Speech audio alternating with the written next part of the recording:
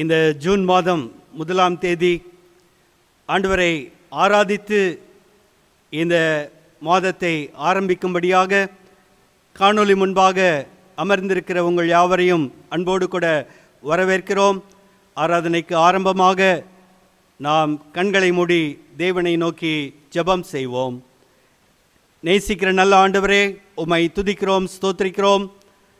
இந்த புதிய நாளுக்காக, புதிய மாதத்தின் முதல் நாளுக்காக நாங்கள் உமக்கு நன்றி செலுத்துகிறோம். தேவரீர், கடந்த மாதம் முழுவதும் நீர் எங்களை கரம் பிடித்து வழி நடத்தினீரே. நாங்கள் உம்மை துதிக்கிறோம், ஸ்தோத்திரிக்கிறோம். எங்களுடைய எல்லா விதமான தேவைகளையும் சந்தித்தீர். எங்களை எல்லா விதமான இக்கட்டுக்கும் பாதுகாத்து கொண்டீர். நன்றியுள்ள உள்ளத்தோடு கூட நாங்கள் உம்மை துதிக்கிறோம், ஸ்தோத்திரிக்கிறோம். ஆண்டவரே, இந்த முதல் நாளிலும் தாகத்தோடு காத்திருக்கிற எங்களுக்கு உம்முடைய வேத வசனத்தின் மூலமாக எங்களுடைய தாகத்தை நீர் தீர்க்க வேண்டும் என்று சொல்லி நாங்கள் ஜெபிக்கிறோம். ஆவியோடும் உண்மையோடும் கருத்தோடும் உம்மை ஆராதிக்கத்தக்கதாக எங்கள் ஒவ்வொருவருக்கும் நீர் துணை செய்ய வேண்டும் என்று சொல்லி நாங்கள் ஜெபிக்கிறோம். ஆண்டவர் இயேசு கிறிஸ்துவின் மூலம் வேண்டிக் கொள்கிறோம், நல்ல பிதாவே, ஆமேன்.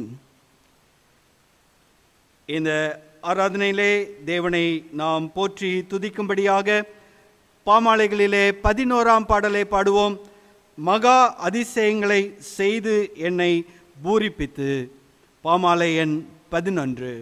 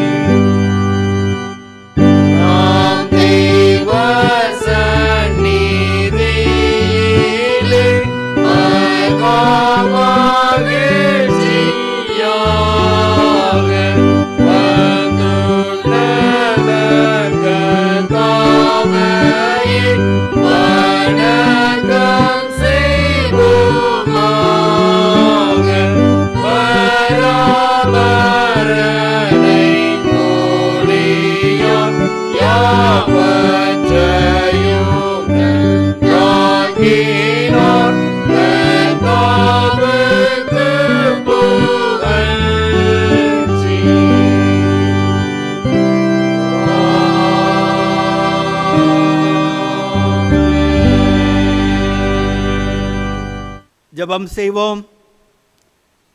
எங்களை நேசிக்கிற நல்ல ஆண்டவரே, உம்மை துதிக்கிறோம், ஸ்தோத்திரிக்கிறோம்.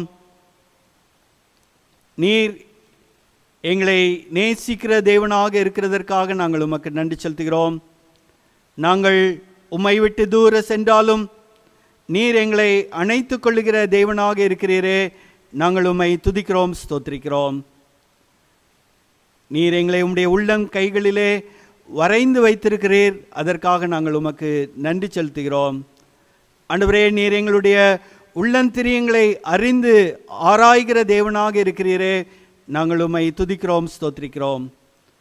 ஆண்டவரே, உம்முடைய கண்கள் எங்கள் மீது நோக்கமாக இருக்கிறதற்காக நாங்கள் உமக்கு நன்றி செலுத்துகிறோம். இப்படிப்பட்ட தேவனை சமீபத்திலே நாங்கள் பெற்றிருக்கிறபடினாலே நாங்கள் பாக்கியமுள்ளவர்களாக இந்த உலகத்திலே வாழும்படியான கிருபையை பெற்றிருக்கிறோமே, அதற்காக நன்றி செலுத்துகிறோம். நீர் எங்களுக்கு கொடுத்திருக்கிற வேத புத்தகத்திற்காக, உம்முடைய ஜீவனுள்ள வார்த்தைகளின் மூலமாக நீர் எங்களுக்கு ஆறுதலையும் சமாதானத்தையும் போதிக்கிறதற்காக நாங்கள் உமக்கு நன்றி செலுத்துகிறோம். ஆண்டவரே, கடந்த மாதம் முழுவதும் நீர் எங்களை பாதுகாத்து கொண்டீர், பராமரித்தீர், எல்லாவிதமான ஆபத்துக்களுக்கும் விலக்கி காத்து கொண்டீர். உம்மை துதிக்கிறோம், ஸ்தோத்திரிக்கிறோம்.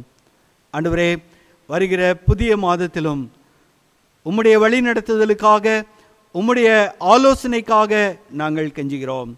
ஆண்டவரே, எங்களுடைய நினைவுகள் குறைவானது, ஆண்டவரே, எங்களுடைய சிந்தனைகள் முழுமையானது அல்ல என்று சொல்லி நாங்கள் அறிவோம். ஆகவே ஆண்டவரே, நீர் எங்களை வழி நடத்த வேண்டும் என்று சொல்லி நாங்கள் கெஞ்சுகிறோம். ஆண்டவரே, பல்வேறு சூழ்நிலைகளின் மத்தியிலே திருச்சபை மக்கள் கடந்து செல்லும் பொழுது நீர் அவர்களை ஆறுதல் படுத்தி திடப்படுத்தி வழி நடத்த வேண்டும் என்று சொல்லி நாங்கள் கெஞ்சுகிறோம். ஆண்டவரே, பல்வேறு செய்திகளை நாங்கள் தொலைக்காட்சியிலே பார்க்கும் பொழுது, கேட்கும் பொழுது எங்கள் இருதயம் கலங்குகிறது. ஆண்டவரே, உம்முடைய வார்த்தை கலங்காதே என்று சொல்லி எங்களை தேற்றுகிறதற்காக நாங்கள் உமக்கு நன்றி செலுத்துகிறோம். ஆண்டவரே, மெய் தேவனாகிய உம்மையும் உம்முடைய வார்த்தைகளையும் முழுமையாக நாங்கள் பற்றி கொண்டு இந்த நாட்களிலே மகிழ்ச்சியோடு சமாதானத்தோடு வாழ்வதற்கு எங்கள் ஒவ்வொருவருக்கும் நீர் கிருபை பாராட்ட வேண்டும் என்று சொல்லி நாங்கள் ஜெபிக்கிறோம். உம்முடைய பிரசன்னம் ஒவ்வொரு நாளும் எங்களோடு கூட இருந்து வழி நடத்த வேண்டும் என்று சொல்லி நாங்கள் கெஞ்சுகிறோம். திருச்சபை மக்கள் ஒவ்வொருவருடைய தேவைகளையும் நீர் சந்தித்து ஆசீர்வதிக்க வேண்டும் என்று சொல்லி நாங்கள் கெஞ்சுகிறோம். விசேஷமாக தங்களுடைய உறவினர்கள், குடும்ப உறுப்பினர்கள் நோய்வாய்ப்பட்டதன் மூலமாக வருத்தத்தோடு என்ன செய்வது என்று சொல்லி திகைத்து கொண்டிருக்கிற ஒவ்வொருவருக்கும் உம்முடைய மேலான ஆலோசனைகளை தந்து நீர் வழி நடத்த வேண்டும் என்று சொல்லி நாங்கள் கெஞ்சுகிறோம். ஒவ்வொருவருக்கும் தேவையான நல்ல மருத்துவ ஆலோசனைகள், நல்ல மருத்துவ உதவிகள் கிடைக்க வேண்டும் என்று சொல்லி நாங்கள் கெஞ்சுகிறோம். ஆண்டவரே, வேலை இழந்து இருக்கிற அருமையான மக்களுக்காக நாங்கள் ஜெபிக்கிறோம். போதிய வருமானமின்றி தவிக்கிற அருமையான மக்களுக்காக நாங்கள் ஜெபிக்கிறோம். ஆண்டவரே, நீர் ஒருவரே இப்படிப்பட்ட சூழ்நிலையிலே எங்களை பாதுகாத்து வழி நடத்த முடியும் என்று சொல்லி நாங்கள் அறிந்திருக்கிறோம். ஆண்டவரே, எங்களிடத்திலே உள்ளதை நாங்கள் பகிர்ந்து கொடுத்து மகிழத்தக்கதாக திருச்சபை மக்கள் ஒவ்வொருவருக்கும் நீர் கிருபை பாராட்ட வேண்டும் என்று சொல்லி நாங்கள் கெஞ்சுகிறோம். நான் என் குடும்பம் என்று சொல்லி யோசிக்காதபடிக்கு நாங்கள் எங்கள் திருச்சபை என்று யோசிக்கத்தக்கதான பரந்த எண்ணத்தை எங்கள் ஒவ்வொருவருக்கும் நீர் தர வேண்டும் என்று சொல்லி நாங்கள் ஜெபிக்கிறோம். உடைய மாறாத பிரசனம் எங்களோடு கூட இருக்கட்டும். இந்த உலகத்திலே நாங்கள் உமக்கு சாட்சிகளாக எங்களுடைய வார்த்தையினாலும் எங்களுடைய செய்கையினாலும் உமக்கு சாட்சிகளாக வாழ நீர் எங்களை பலப்படுத்தும், பக்குவப்படுத்தும். ஆண்டவர் இயேசு கிறிஸ்துவின் மூலம் வேண்டிக் கொள்கிறோம் நல்ல பிதாவே, ஆமென். நாம் அமர்ந்தபடியே தலைவணங்கி கர்த்தரை நோக்கி ஜெபம் செய்வோம்.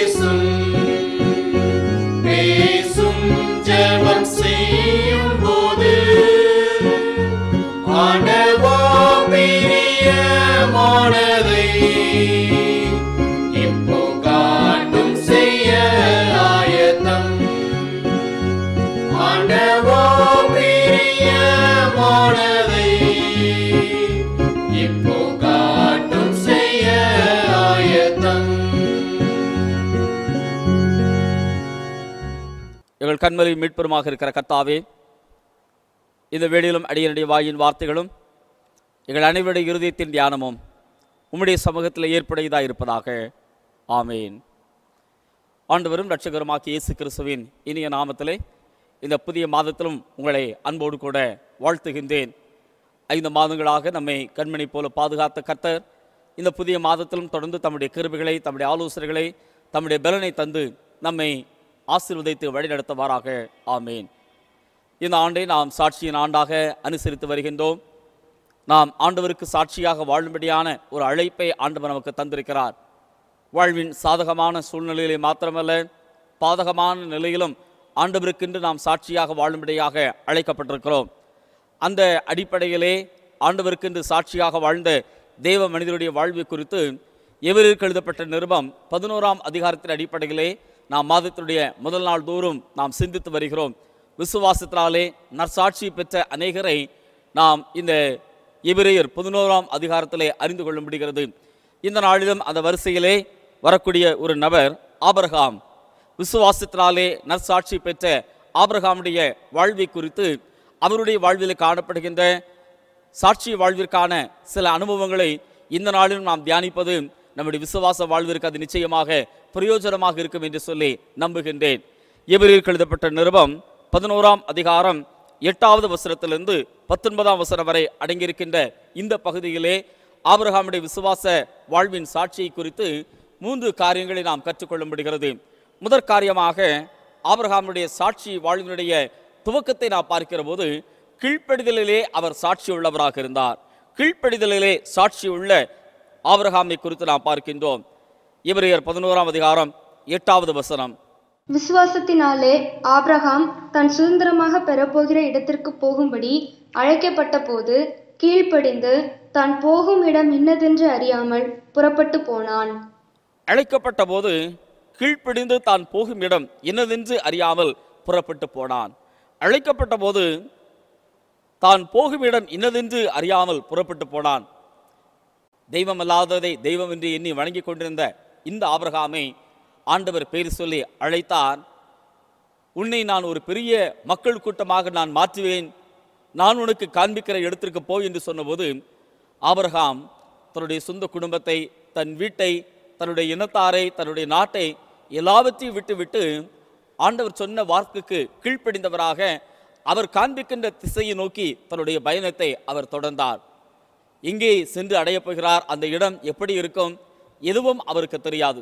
ஆனால் தன்னோடு கூட பேசிய கர்த்தர், தன்னை பேர் சொல்லி அழைத்த ஆண்டவர், அவர் உண்மையுள்ள தெய்வம் என்பதை இந்த ஆபிரகாம் விசுவாசித்தபடினாலே அவருடைய வாக்கிற்கு பரிபூரணமாக கீழ்ப்படிந்தார் என்று சொல்லி அவருடைய வாழ்விலை நாம் அறிந்து கொள்கின்ற ஒரு நல்ல சாட்சியாக இருக்கிறது.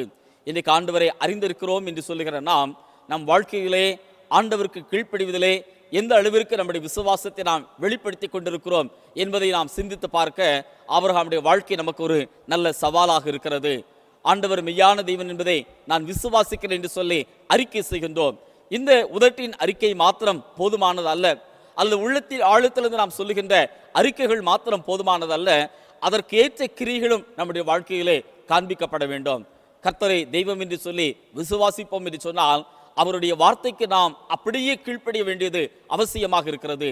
லகுவான காரியங்களில் மாத்திரமல்ல, நம்முடைய வாழ்விற்கு கடினமாக தோன்றுகிற காரியங்கள், நம்முடைய இயல்பான அறிவிற்கு அப்பாற்பட்ட காரியங்களை கூட நாம் ஆண்டவருடைய வார்த்தையிலிருந்து ஆலோசனையாக அல்லது கட்டளையாக எச்சரிப்பாக நாம் பெற்றுக்கொள்கிற போது அதற்கு கீழ்ப்படிய வேண்டியது அவசியமாக இருக்கிறது. ஆண்டவருடைய வார்த்தைக்கு கீழ்ப்படிவது என்பது மனித அறிவின் அடிப்படையிலே பல நேரங்களிலே கேலிக்குரிய ஒன்றாக அல்லது பல நேரங்களிலே முட்டாள்தனமாக ஒன்றாக அது தோன்றுகிறது. ஆனாலும் ஆண்டவருடைய வார்த்தைக்கு அப்படியே நாம் கீழ்ப்படுகிற போது நம்முடைய வாழ்க்கையிலே நிறைவான நன்மைகளை நாம் பெற்றுக்கொள்ள முடியும். ஆண்டவர் பேரில் வைத்திருந்த விசுவாசத்தின் அடிப்படையிலே கீழ்ப்படிந்த அநேக மனிதர்களை குறித்து நற்செய்தி நூலிலே நாம் பார்க்க முடிகிறது. அவர் முதலாவது அற்புதம் செய்த கானாவூர் கல்யாணம், அங்கே திராட்சரசம் குறைவுபட்ட போது ஆண்டவருடைய தாயார் மரியாள் பணியாட்களிடத்தில் சொன்ன காரியம் என்ன, அவர் உங்களுக்கு என்ன சொல்லுகிறாரோ அதன்படி செய்யுங்கள் என்று சொல்லி அவர்களுக்கு ஆலோசனை கொடுக்கிறார். பணியாட்களும் ஆண்டவருடைய வார்த்தை எந்த அளவுக்கு ஒருவேளை விசுவாசித்தார்கள் என்று சொல்லி நமக்கு வெளிப்படையாக சொல்லவில்லை. ஆனால் அவருடைய செயல்களிலே அவர்கள் ஆண்டவரை விசுவாசித்து அவருக்கு கீழ்ப்படிந்தார்கள் என்று சொல்லி பார்க்க முடிகிறது. சுத்திகரிக்கும்படியாக வைக்கப்பட்டிருந்த கற்சாடுகளிலே தண்ணீரை நிரப்பும்படியாக சொன்னார், நிரப்பினார்கள். நிரப்பின அந்த தண்ணீரை எடுத்துக்கொண்டு போய் இப்போது பந்தியில் இருக்கிறவர்கள் திராட்சரசம் குறைவுபட்டு திராட்சரசத்திற்காக காத்திருக்கிறவர்களுக்கு கொடுங்கள் என்று சொன்னபோது அப்படியே அவர்கள் செய்கிறதை நாம் பார்க்க முடிகிறது. ஆண்டவரை விசுவாசித்து நற்சாட்சி பெற வேண்டும் என்று சொன்னால் அவருடைய வார்த்தைக்கு பரிபூரணமாக கீழ்ப்படிய வேண்டியது அவசியமாக இருக்கிறது. ஏதோ வாழ்வின் சில குறைவுகளிலே மாத்திரமல்ல, நம்முடைய வாழ்வின் ஒவ்வொரு அனுபவங்களிலும் நாம் நடக்க வேண்டிய வழியை ஆண்டவர் தம்முடைய வார்த்தையின் மூலமாக நமக்கு வெளிப்படுத்தி காண்பித்திருக்கின்றார். அதனுடைய சுருக்கமாக நாம் பார்க்கின்ற காரியம் 10 கட்டளைகள். இன்னும் அதில் சுருக்கமாக ஆண்டவர் நமக்கு கொடுத்திருக்கிற கட்டளை என்ன, உன் தேவனாகிய கர்த்தரிடத்திலே உன் முழு இருதயத்தோடு கூட நீ அன்பு கூற வேண்டும், உன்னிடத்திலே நீ அன்பு கூறுவதைப் போல பிறனிடத்திலும் நீ அன்பு கூற வேண்டும் என்று சொல்லி இந்த கட்டளைகளை நமக்கு ஆண்டவர் கொடுத்திருக்கிறார். இதற்கெல்லாம் எந்த அளவிற்கு நம்முடைய வாழ்க்கையிலே நாம் கீழ்ப்படிந்து கொண்டிருக்கின்றோம். ஒருவேளை இன்றைக்கு நாம் ஆபிரகாமுடைய வாழ்க்கை குறித்து பார்க்கிற போது ஆண்டவர் தான் காண்பிக்கிற தேசத்திற்கு போய் என்று சொல்லுகிற போது மனித அறிவிலே அதை புரிந்து கொள்ள முடியாத ஒன்றாக, எங்கே போய் எப்படி நாம் வாழப்போகிறோம், அந்த இடத்தில் இருக்கக்கூடிய மக்கள் நமக்கு ஆதரவாக இருப்பார்களா, நம்மை எதிர்ப்பார்களா, அங்கே நாம் சென்றோம் என்று சொன்னால் நம்முடைய வாழ்விற்கான ஆதாரங்களை எப்படி நாம் பெற்றுக்கொள்ள முடியும் என்று சொல்லுகிற அநேக கேள்விகள் எழுந்திருக்கலாம். ஆனால் இவைகளெல்லாம் புறம் தள்ளிவிட்டு ஆண்டவர் சொன்னார் என்ற இந்த அடிப்படையை ஏற்றுக்கொண்டவராக ஆபிரகாம் தன்னுடைய பயணத்தை தொடர்ந்து சென்றார். அதன் விளைவாக அவர் ஆசீர்வதிக்கப்பட்டவராக மாறினார் என்று சொல்லி பார்க்கிறோம். கீழ்ப்படிதலின் வாயிலாக ஆண்டவருக்கென்று சாட்சியாக வாழ அவர் நம்மை எதிர்நோக்குகின்றார். நம்முடைய வார்த்தைகளினாலே மாத்திரமல்ல, நம்முடைய ஒவ்வொரு செயல்களின் மூலமாக, நம்முடைய பக்திக்குரிய காரியங்கள் அல்லது ஆலயத்தோடு கூட தொடர்புடைய காரியங்களிலே மாத்திரமல்ல, நம்முடைய குடும்ப வாழ்க்கை, நம்முடைய பொது உலக வாழ்க்கையிலும் கூட ஆண்டவர் நியமித்திருக்கிற நியமங்களுக்கு நாம் கீழ்ப்படிந்து வாழுகிற போது இந்த உலகத்திலே அவருக்கான சாட்சிகளாக நாம் நிச்சயமாக திகழ முடியும். ஒருவேளை எல்லா நேரங்களிலும் அது லகுவான அனுபவமாக இருக்காது.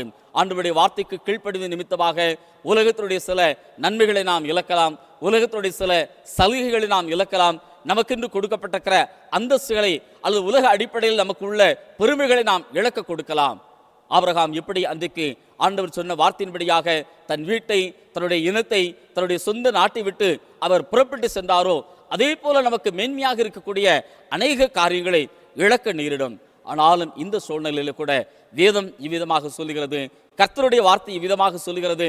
ஆகவே நான் ஆண்டவருக்கு கீழ்ப்படுகிறேன் என்று சொல்லி வாழுகிற போதுதான் நம்முடைய வாழ்க்கையிலே நாம் கீழ்ப்படிதலின் வாயிலாக அவருக்கு சாட்சியாக செயல்பட முடியும். ஆண்டவராக இயேசு கிறிஸ்துவை குறித்து நான் பார்க்கிற போது பிதாவினுடைய திட்டத்தை ஏற்றுக்கொண்டவராக அவர் சிலுவையினுடைய மரண பரியந்தம் தன்னை தாழ்த்தினார் என்று சொல்லி நான் பார்க்கின்றோம். பிதாவினுடைய கட்டளையை ஏற்றுக்கொண்டவராக மனுக்குலத்தை மீட்பதற்கு என்று சொல்லி தன்னையே தியாக பலியாக தந்த இந்த ஆண்டவர் அதற்கு அடிப்படையாக கீழ்ப்படிதலின் வாயிலாக தம்முடைய நற்செயலை அல்லது ரட்சிப்பின் செயலை அவர் வெளிப்படுத்துகிறதை நாம் பார்க்க முடிகிறது. நாம் அறிந்திருக்கின்றோம், மேல்படிக்கு செல்வதற்கென்று முதற்படியாக இருப்பது கீழ்ப்படிதலாக இருக்கிறது. இந்த நாட்களிலே கீழ்ப்படிதல் என்பது சற்று ஒரு கடினமான ஒரு காரியமாக இருக்கிறது. ஆலோசனைகளை ஏற்றுக்கொள்வது என்பது நம்மால் இயலாத காரியம். எனக்கு எது சரியாக தோன்றுகிறதோ அதன்படியாக நான் செய்வேன் என்பதுதான் இக்காலத்து மக்களுடைய மனநிலையாக, நம்முடைய மனநிலையாக மாறிவிட்டது. நான் என் வழியிலே செல்கிறேன், நீ உன் வழியிலே நீ செல், என்னுடைய வழியிலே நீ குறுக்கிட வேண்டாம், உன்னுடைய வழியிலும் நான் குறுக்கிட மாட்டேன் என்பது இந்த காலத்தினுடைய நம்முடைய மனநிலையாக இருக்கிறது. ஆனால் ஆண்டவருடைய பிள்ளைகளாகிய நாம் அவ்விதமாக வாழும்படியாக அழைக்கப்படவில்லை. ஒருவரை ஒருவர் கவனிக்கும்படியாக நாம் அழைக்கப்பட்டிருக்கிறோம். சமூக உறவு, குடும்ப உறவு என்பது ஆண்டவராலே நமக்கு கொடுக்கப்பட்ட ஒன்றாக இருக்கிறது. இதிலே நாம் நிறைவேற்றபடியாக ஆண்டவர் நமக்கு கொடுத்திருக்கிற பொறுப்புகள் நிச்சயமாக உண்டு. இதை நாம் தட்டி கழிப்போம் என்று சொன்னால் ஒருவேளை தனிப்பட்ட விதத்திலே சில இன்பங்களை அனுபவித்தாலும் கூட உள்ளத்திலே வெறுமையையும் தனிமை உணர்வையும் நான் பார்க்க முடிகிறது. இன்னைக்கு குடும்ப வாழ்க்கையிலே அநேக நேரங்களிலே ஏன் பிளவுகள் ஏற்பட்டு விடுகிறது, ஏன் சஞ்சலங்களும், ஏன் பிரிவினைகளும், ஏன் வருத்தங்களும் வருகிறது? வேதத்தின் வார்த்தைக்கு கீழ்ப்படியாமல் இருக்கிற காரியம். ஆண்டவருடைய சமூகத்திலே அழகாக வாக்கை நாம் கொடுத்து விடுகின்றோம். இன்பத்திலும் துன்பத்திலும் நன்மையிலும் தீமையிலும் என்று சொல்லி வாக்கை ஆண்டவருக்கு முன்பாக நாம் கொடுக்கின்றோம். ஆனால் அதை நிறைவேற்றுவதிலே எந்த அளவிற்கு நாம் அக்கறை உள்ளவர்களாக இருக்கிறோம்? குடும்ப வாழ்க்கையிலே கருத்து வேறுபாடுகள் வருகின்ற போது, மன வருத்தங்கள் வருகிற போது எதன் அடிப்படையிலே நாம் தீர்மானிக்கிறோம்? நீ இப்படி பேசிவிட்டாய், நீ இப்படி செய்து விட்டாய் என்று சொல்லி இந்த காரியங்களையே மனதில் வைத்து நாம் தீர்மானிக்கிறவர்களாக இருக்கிறோம். இதற்கு மாறாக ஆண்டவர் நம்மிலே எதிர்பார்க்கிற காரியம் என்ன? அவருக்கு முன்பாக நான் கொடுத்த வாக்கு என்ன? நன்மையிலே மாத்திரமல்ல தீமையிலும், இன்பத்திலே மாத்திரமல்ல துன்பத்திலும் ஆண்டவருடைய சமூகத்தில் இணைக்கப்பட்ட நாம் வாழ்வின் எல்லை மட்டுமாக இந்த உடன்படிக்கையிலே அன்பிலே நிலைத்திருப்பேன் என்று சொல்லி வாக்கு கொடுத்தோமே, இதை நாம் பின்பற்ற வேண்டும் என்று சொல்கிற உணர்வு அவசியமாக இருக்கிறது. கிறிஸ்தவ வாழ்க்கை சாட்சி இல்லாமல் போவதற்கான ஒரு அடித்தளமான ஒரு செயல் என்னவென்று சொன்னால் ஆண்டவருக்கு கீழ்ப்படிதலே நாம் குறைவுபட்டவர்களாக இருக்கின்றோம். ஆபிரகாம் ஆண்டவருக்கென்று அவருடைய வார்த்தைக்கு பரிபூரணமாக கீழ்ப்படிந்தார். லகுவாக தோன்றுகிற காரியத்திலே மாத்திரமல்ல, கடின அனுபவங்களிலும். இன்னொரு அனுபவத்தை நாம் பார்க்க முடிகிறது. ஆதியாகமம் 21ஆம் அதிகாரத்தில் நாம் பார்க்கின்ற சம்பவம் என்ன? ஆகாரின் மூலமாக பெற்ற இஸ்மவேல், அவர் நிமித்தமாக குடும்பத்திலே ஒரு கசப்பு உணர்வு ஏற்படுகிறது. அப்பொழுது சாராய் சொல்லுகின்றார், இந்த அடிமை பெண்ணையும் அவருடைய மகனையும் நீர் அனுப்பிவிட வேண்டும் என்று சொல்லுகிற போது இது ஆபிரகாமுக்கு மிகுந்த மன வருத்தமாக இருக்கிறது. ஆனாலும் கூட ஆண்டவர் சொல்லியிருக்கின்றார், சாராள் உனக்கு சொல்வதன்படியாக நீ செயல்பட வேண்டும் என்று சொன்னபோது ஆபிரகாம் அந்த வார்த்தைக்கு அவர் கீழ்ப்படிந்தார் என்று சொல்லி நான் பார்க்கின்றோம். கடின ஒரு அனுபவம் தான், உள்ளத்தை கடினப்படுத்த வேண்டிய ஒரு சூழ்நிலை. தற்போது அதனுடைய நோக்கத்தை ஆபிரகாமாலே புரிந்து கொள்ள முடியாது. இந்த அடிமை பெண்ணை நான் அனுப்பிவிடுவேன் என்று சொன்னால் இவள் ஆதரவற்றவளாக இருப்பாளே, இவள் மூலமாக எனக்கு பிறந்த குழந்தை அவன் ஆதரவற்றவனாக இருப்பானே என்று சொல்லுகிற மன ஏக்கங்கள் இருந்தது. ஆனாலும் இஸ்மவேலை குறித்தும் ஆகாரை குறித்து கூட ஆண்டவர் திட்டம் பண்ணினவராக இருக்கின்றார். ஆபிரகாம் இந்த நிலையில் கூட தன்னுடைய உள்ளத்தின் வருத்தங்களுக்கு நடுவில் கூட ஆகாரியம் அவருடைய பெண்ணையும் அவரிடத்தில் பிறந்த பிள்ளையையும் அனுப்பிவிட வேண்டும் என்று சொல்லி சாரால் சொன்னது நிமித்தமாக அல்ல, கர்த்தர் சொன்னது நிமித்தமாக அவர் அனுப்பிவிட்டார் என்று சொல்லி நாம் பார்க்கிறோம். நம் வாழ்க்கையில் கூட, நம்முடைய தனிப்பட்ட வாழ்க்கையிலே, குடும்ப வாழ்க்கையிலே, திருச்சபையின் வாழ்விலே, சமுதாயத்தில் உள்ள நம்முடைய பொறுப்புகள், உலக உறவுகளுக்கு நடுவிலும் கூட வேதத்தின் வார்த்தைகளை கவனித்து அதை நாம் நிறைவேற்றும்படியாக அழைக்கப்படுகின்றோம். ஆபிரகாம் கீழ்ப்படிதலிலே நமக்கு நல்ல ஒரு சாட்சியாக அவருடைய வாழ்க்கை அமைந்திருக்கிறது. இரண்டாவதாக ஆபிரகாமின் வாழ்க்கையிலே நாம் கற்றுக்கொள்கிற காரியம் என்ன? நித்தியத்தை எதிர்நோக்கும் வாழ்விற்கு சாட்சி. நித்தியத்தை எதிர்நோக்கும் வாழ்விற்கு சாட்சி.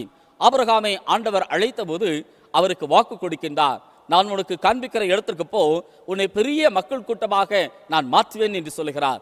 ஆதியாகமம் 12ஆம் அதிகாரத்தில் சொல்லப்பட்ட வார்த்தை தொடர்ந்து ஒவ்வொரு அதிகாரத்தில் வருகிறதை நான் பார்க்க முடிகிறது. திரளான நட்சத்திரத்தை போல, கடற்கரையின் மணலை போல உன்னை நான் பெருக பண்ணுவேன் என்று சொல்லி ஆண்டவர் வாக்கு பண்ணினார். இதோடு கூட மாத்திரமல்ல, ஆபிரகாமை பல விதங்களிலே ஆண்டவர் ஆசீர்வதித்தார். இந்த நன்மைகளெல்லாம் பெற்றுக்கொண்டிருந்த போதிலும் ஆபிரகாமுடைய எதிர்நோக்கு என்னவாக இருந்தது? அவருடைய உள்ளத்திலே அவர் வைத்திருந்த இலக்கு என்னவாக இருந்தது? எபிரேயர் 11ஆம் அதிகாரம் 10வது வசனம். ஏனெனில் தேவன் தாமே கட்டி உண்டாக்கின அஸ்திபாரங்கள் உள்ள நகரத்துக்கு அவன் காத்திருந்தான். தேவன் தாமே கட்டி உண்டாக்கின அஸ்திபாரங்கள் உள்ள நகரத்திற்காக அவன் காத்திருந்தான். எனக்கு எவ்வளவு பிள்ளைங்க பிறக்க போறாங்க, எவ்வளவு நிலம் எனக்கு சொந்தமாக போகிறது, இதையெல்லாம் அவர் கருத்திலே கொண்டிருக்கவில்லை. மாறாக கர்த்தர் தனக்கு என்று சொல்லி உண்டாக்கி வைத்திருக்கிற அஸ்திபாரமுள்ள அந்த நகரத்திற்கு அவர் காத்திருந்தார் என்று சொல்லி வேதம் சொல்லுகிறது. திரளான ஐஸ்வர்யத்தை பெற்றிருந்தவர் இந்த ஆபிரகாம்.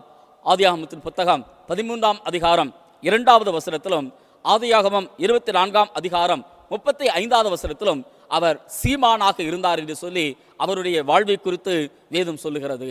திரளான ஆடு மாடுகள், ஏராளமான பணியாட்கள், வெள்ளியும் பொன்னும் அவருக்கு ஏராளமாக இருந்தது. இவைகளெல்லாம் பெற்றுக்கொண்டிருந்த இந்த நிலையில் கூட சோதம் நிமித்தமாக லோத்து அவரை விட்டு பிரிந்து செல்கிற போது ஆண்டவர் ஆபிரகாமுக்கு வாக்கு கொடுக்கிறார்.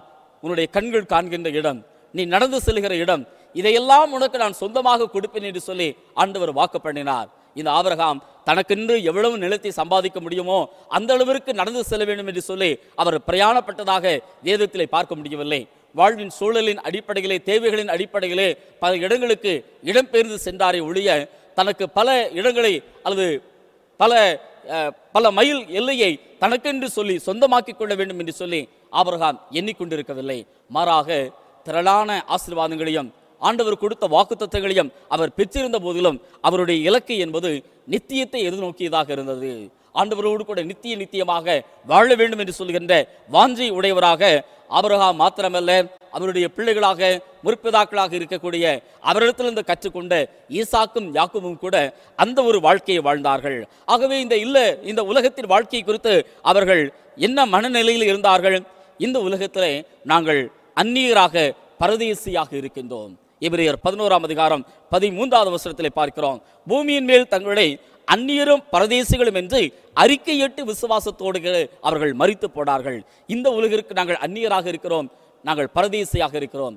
இந்த உலக வாழ்க்கையிலே ஒரு கூடாரத்தை பெயர்த்து கொண்டு செல்வதைப் போல நாம் பல இடங்களுக்கு பெயர்ந்து சென்று கொண்டிருக்கிறோம். ஆனால் நிலையான ஒரு இடத்தை ஆண்டவர் எனக்கென்று வைத்திருக்கின்றார். அதை அடைவதே என் வாழ்வின் இலக்காக இருக்கிறது என்று சொல்லி ஆபிரகாம் இந்த நித்தியத்தை இலக்காக கொண்டு வாழ்ந்தார். ஆகவேதான் ஆபிரகாம் அங்கே ஒரு யுத்தத்திலே சோதோமின் ராஜாவிற்கு உதவி செய்து வருகிற போது சோதோமின் ராஜாவும் இன்னும் மற்ற அரசர்களும் அவருக்கு பரிசுகளை கொடுக்கிற போது ஆபிரகாம் சொன்ன காரியம் என்ன? நீர் என்னை ஆசீர்வதித்தேன் என்று சொல்லுகின்ற இந்த ஆசீர்வாதம் எனக்கு வேண்டாம், ஆண்டவராலே வருகின்ற இந்த ஆசீர்வாதமே எனக்கு மேலானதாக, எனக்கு அவசியமானதாக இருக்கிறது என்று சொல்லுகின்றார். ஆதியாகமம் 14ஆம் அதிகாரத்தினுடைய 23வது வசனம். வானத்தையும் பூமியையும் உடையவராகிய உன்னதமான தேவனாகிய கர்த்தருக்கு நேராக என் கையை உயர்த்துகிறேன்.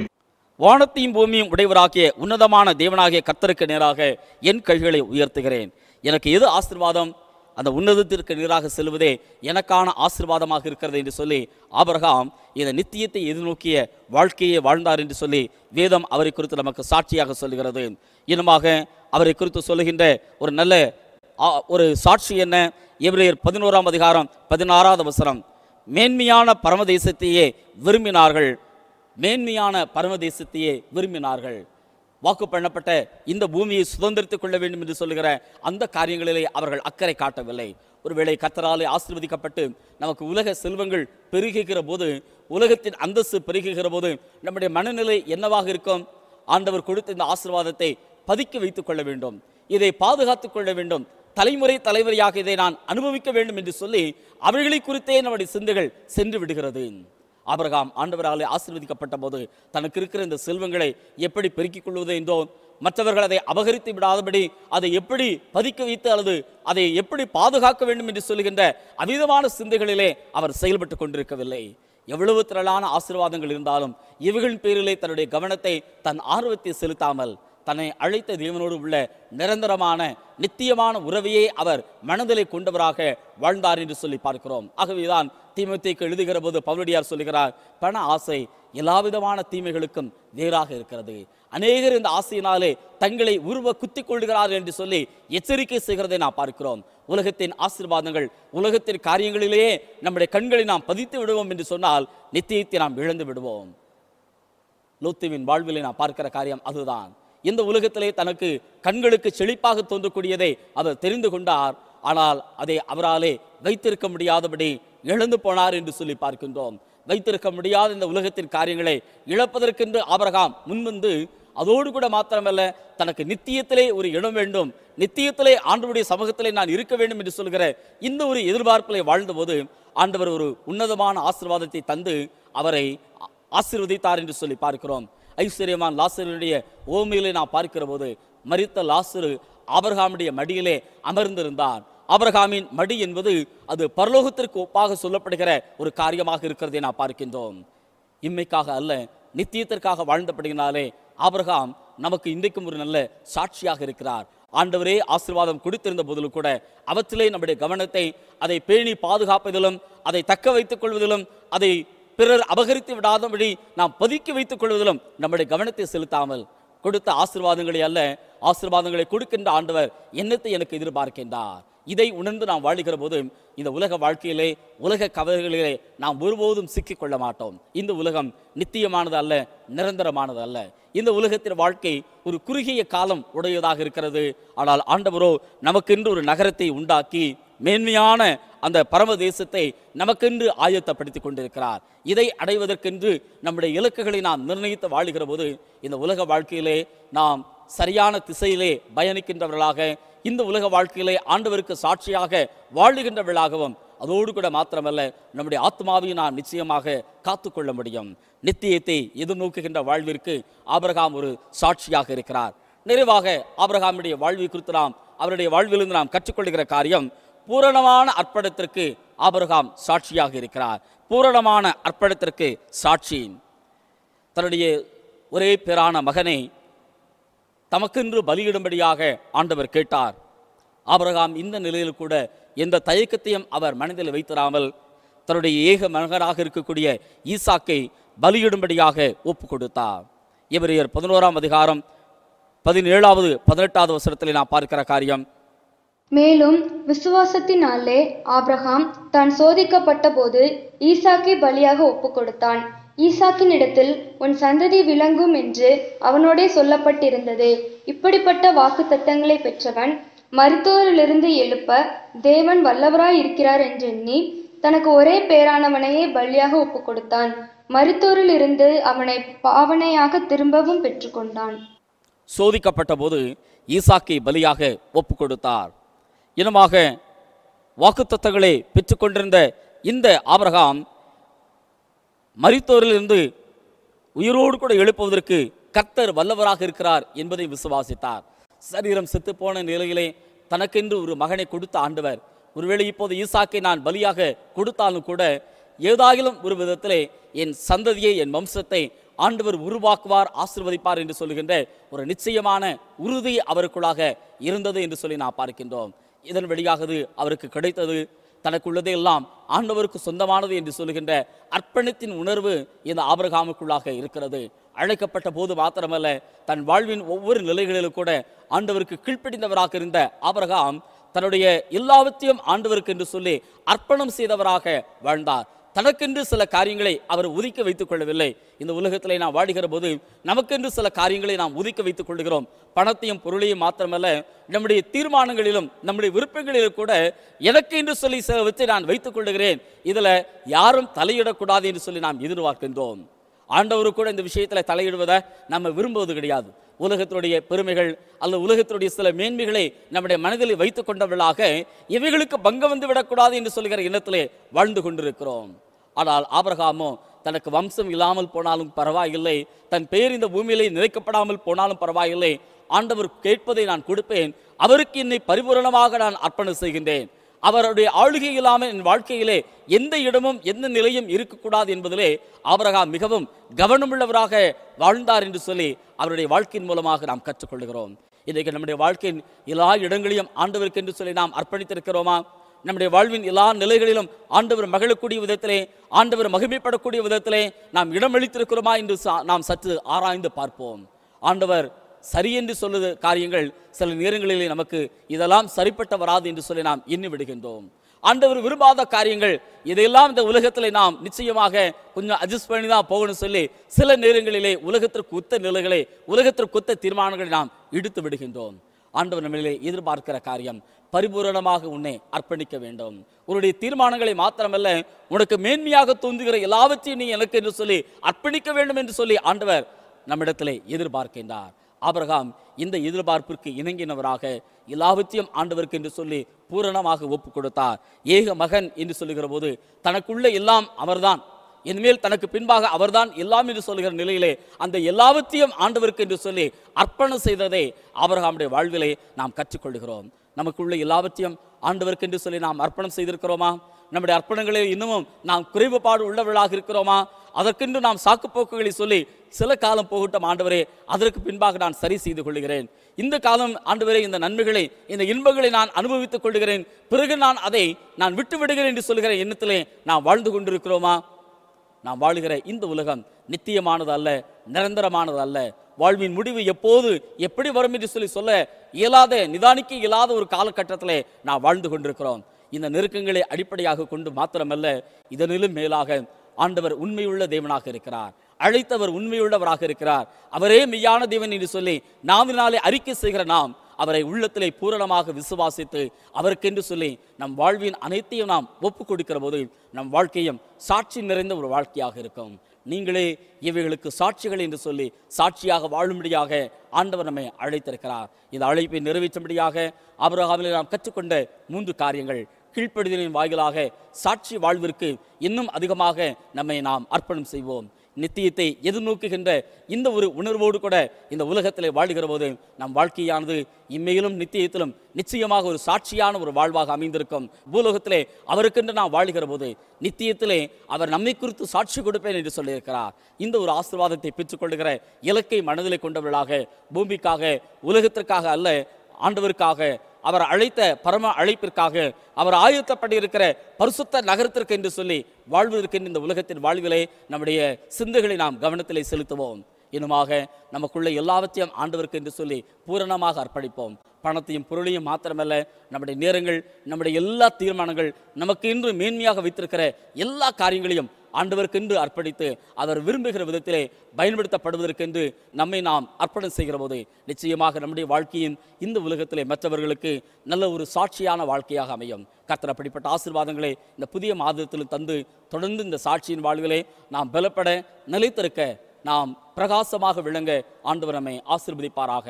ஆமென். கர்த்தருடைய வார்த்தையை தியானித்த நாம் நம்மை கர்த்தருடைய சமூகத்தில் அர்ப்பணிக்கும்படியாக கீர்த்தனைகளை 163வது பாடலை இணைந்து பாடுவோம். விந்தை கிறிஸ்து இயேசு ராஜா உந்தன் சிலுவை என் மேன்மை என்ற பாடலை பாடுவோம்.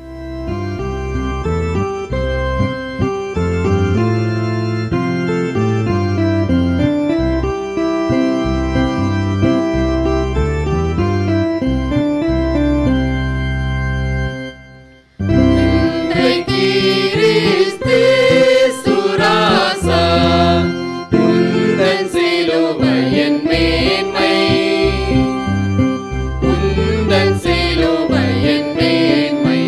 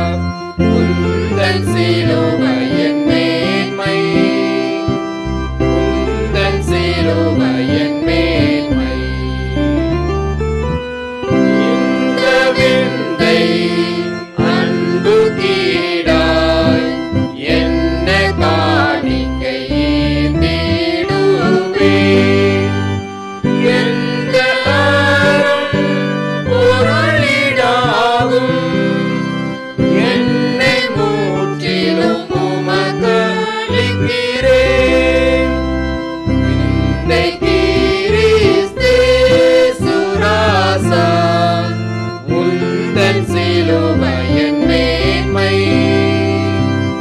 உந்தன் சிலுவையின் மேன்மை. கர்த்தரை நோக்கி நாம் ஜெபம் செய்வோம். பரத்திலிருந்து வரும் சமாதானத்திற்காகவும் நம்முடைய ஆத்துமாக்களின் ரட்சிப்பிற்காகவும் கர்த்தரை நோக்கி ஜெபிப்போமாக. கர்த்தாவே, கிருபையாயிரும்.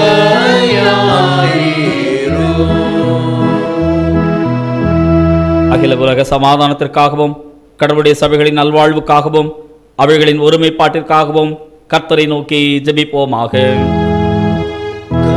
கர்த்தாவே, கிருபையாயிரும்.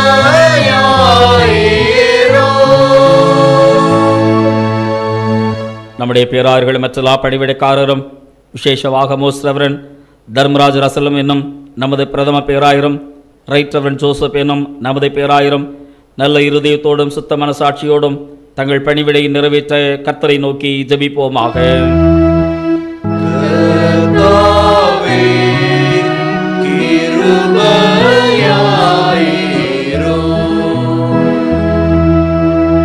நமது தேசத்தின் அதிபதிகளுக்காகவும் அதிகாரம் வகிப்பவர் அனைவருக்காகவும் கர்த்தரை நோக்கி ஜெபிப்போமாக. கர்த்தாவே, கிருபையாயிரும்.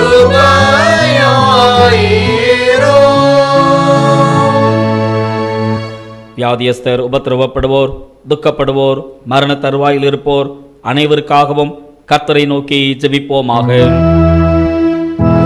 கர்த்தாவே, கிருபையாயிரும்.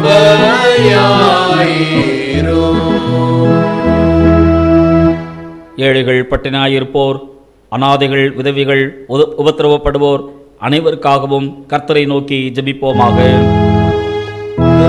கர்த்தாவே, கிருபையாயிரும்.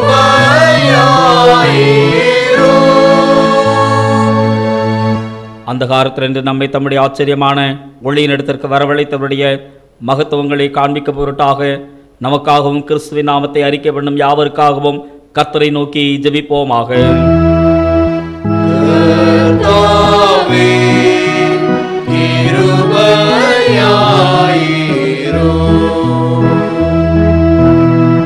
இவ்வுலகத்தில் அவரை சேவித்து இப்போது ஓய்வு பெற்றிருக்கும் அவரது அடியவர் அனைவரோடு கூட நாமும் அவரது முடிவற்ற மகிழ்ச்சி நிறைவில் பங்கு பெற கர்த்தரை நோக்கி ஜெபிப்போமாக. கர்த்தாவே, கிருபையாயிரும்.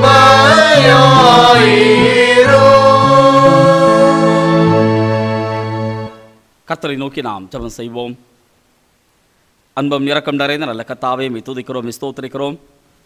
ஒரு புதிய மாதத்தை காண நீ தந்தது நல்ல தயவிற்காக நாங்கள் நன்றியோடு கூட துதிக்கிறோம், ஸ்தோத்திரிக்கிறோம். நம் புதிய மாதத்தை கர்த்தரை தொடர்ந்து எங்களுக்கு ஆசீர்வாதமாக்கி தரும்படியாக நாங்கள் கெஞ்சுகிறோம். ஆபிரகாமை போல நாங்கள் கீழ்ப்படுகின்ற ஒரு வாழ்க்கை வாழ எங்களுக்கு உதவி செய்யும். செல்லுகிற பாதை, சென்று அடைய வேண்டிய இடம் எது என்று அறியாத போதிலும் கூட நீர் அழைத்தீர் என்கிற அந்த அழைப்பை ஏற்றுக்கொண்டு நிச்சயித்து உம்முடைய பாதையிலே வாழ்வின் எல்லைமட்டமாக சென்றதைப் போல நாங்களும் உம்முடைய ஜீவ பாதையிலே முன்னேறி செல்லத்தக்கதாக எங்களுக்கு உதவி செய்யும்படியாக நாங்கள் கெஞ்சுகிறோம். இனமாக எங்களுடைய வாழ்க்கையிலே நாங்கள் இம்மைக்கென்று வாழாதபடி நித்தியத்தை எதிர்நோக்கினவர்களாக நித்திய வாழ்வை பெற்றுக்கொள்ள வேண்டும் என்ற அந்த லட்சியத்தை உடையவர்களாக நாங்கள் வாழ்ந்திட எங்களுக்கு உதவி செய்யும்படியாக கெஞ்சுகிறோம். எங்களையும் எங்களுக்குரியவைகளை உமக்கென்று அர்ப்பணித்து ஆண்டவரே நாங்கள் உமக்கு சொந்தமானவர்கள் என்ற அந்த உணர்வோடு இந்த உலகத்திலே வாழ்ந்திட தெய்வம் எங்களுக்கு உதவி செய்யும்படியாக கெஞ்சுகிறோம். தொடர்ந்து உம்முடைய கடமைகளை வழிநடத்தும்படியாக நாங்கள் கெஞ்சுகிறோம். இந்த புதிய மாதத்துடைய எல்லா தேவைகளிலும் உம்முடைய கரத்தின் நன்மைகளை, உம்முடைய அதிசயங்களை நாங்கள் அனுபவிக்கத்தக்கதாக உதவி செய்யும். இந்த கொடிய காலங்களிலும் கர்த்தர்கள் எல்லா தீமைகளிலிருந்து விலக்கி ரட்சிக்கும்படியாக நாங்கள் கெஞ்சுகிறோம். பலவீனப்பட்ட அநேகருக்கு தந்த நல்ல சுகத்திற்காக, பலத்திற்காக, விடுதலைக்காக உமக்கு நாங்கள் நன்றி செலுத்துகிறோம், துதிக்கிறோம், ஸ்தோத்திரிக்கின்றோம். ஆண்டவரே, இந்த பலவீனங்கள் எங்களுடைய குடும்பத்தாரை அணுகாதபடி கர்த்தர் தொடர்ந்து நீர் வேலி அடித்து பாதுகாத்துக் கொள்ளும். தேசம் முழுவதும் உம்முடைய ரட்சிப்பை பெற்றுக்கொள்ளத்தக்கதாக, உம்முடைய விடுதலை பெற்றுக்கொள்ளத்தக்கதாக, உம்முடைய சுக வாழ்வை பெற்றுக்கொள்ளும்படியாக எங்களுடைய தேசத்தின் ஜனங்களுடைய இருதயத்திற்குள்ளாகவும் உம்முடைய வார்த்தையின் வெளிச்சத்தை காண்பிக்கும்படியாக நாங்கள் கெஞ்சுகிறோம். அவர் தமது வசனத்தை அனுப்பி அவர்களை குணமாக்குகிறார் என்ற அந்த வாக்கின்படியாக உம்முடைய வார்த்தையின் மூலமாக வருகின்ற விடுதலை வாழ்வை எங்களுடைய தேசத்தின் மக்களும் பெற்றுக்கொள்ளத்தக்கதாக தெய்வர் தொடர்ந்து இரக்கம் பாராட்டும்படியாக கெஞ்சுகிறோம். பல்வேறு தேவைகளிலே நம்ம வாழ்வின் அநேக சவால்கள் நிறைந்த சூழ்நிலைகளே கேள்விகளோடும் குழப்பங்களோடு கூட இருக்கிற நம்முடைய பிள்ளைகளுக்கு நம்முடைய தெளிந்த வழிகாட்டுதலை தரும்படியாக நாங்கள் கெஞ்சுகிறோம். நான் உனக்கு போதித்தேன், நீ நடக்க வேண்டிய வழி உனக்கு காண்பிப்பேன், உன்மேல் என் கண்ணை வைத்து உனக்கு ஆலோசனை சொல்வேன் என்று சொன்ன கர்த்தருடைய ஆலோசனை ஒவ்வொருவருக்கும் வெளிப்படும்படியாக நாங்கள் கெஞ்சுகிறோம். உம்முடைய நன்மையினாலே நாங்கள் தொடர்ந்து திருப்தி அடைந்திருக்க எங்களுக்கு உதவி செய்யும். இயேசு கிறிஸ்துவின் நாமத்திலே இதை தாழ்மையாக வேண்டுகிறோம் நல்ல பிதாவே, ஆமீன். நம்முடைய ஆண்டவராக இயேசு கிறிஸ்துவுடைய கிருபையும் பிதாவாகிய கடவுளுடைய அன்பும் பரிசுத்த ஆவியானவருடைய ஐக்கியமும் ஆலோசனையும் வழிகாட்டுதலும் நம்மோடு கூட எப்போதும் நிலைத்திருப்பதாக.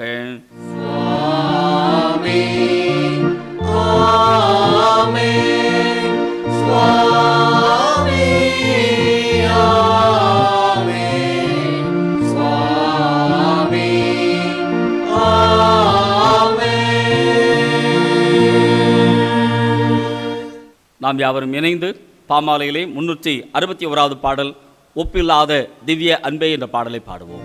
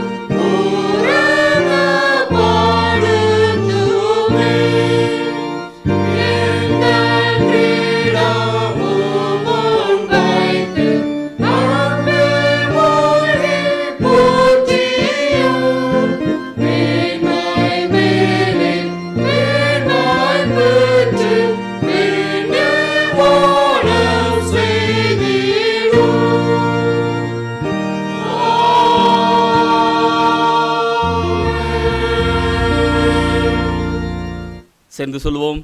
என் ஆத்துமாவே கர்த்தரை ஸ்தோத்திரி, என் முழுவதுமே அவருடைய பரிசுநாமத்தை ஸ்தோத்திரி. என் ஆத்துமாவே கர்த்தரை ஸ்தோத்திரி, கர்த்தர் செய்த சகல வாரங்களையும் மறவாதே. ஆமென். கர்த்தர் உங்களை ஆசீர்வதிப்பாராக. தெய்வ சமாதானமும் ஆசீர்வாதமும் இந்த புதிய மாதத்திலும் உங்களோடு கொண்டு உங்களை வழி நடத்துவதாக என்று கர்த்தருடைய நாமத்திலே வாழ்த்துகின்றேன்.